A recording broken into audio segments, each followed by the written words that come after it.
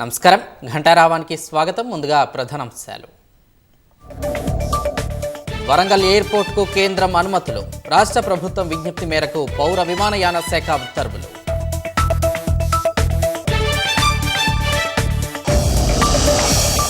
SLBC ప్రమాదంలో సహాయక చర్యలు ముమ్మరం. కార్మికులను కాపాడేందుకు అహర్నిశలు శ్రమిస్తున్న బృందాలు.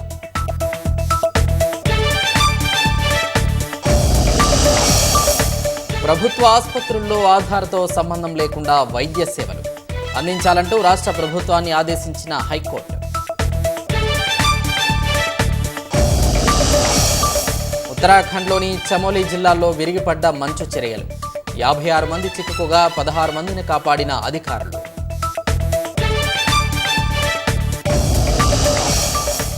భారీ నష్టాలతో ముగిసిన స్టాక్ మార్కెట్లు. 1414 పాయింట్ల నష్టంలో సెన్సెక్స్, 420 పాయింట్ల కోల్పోయిన నిఫ్టీ.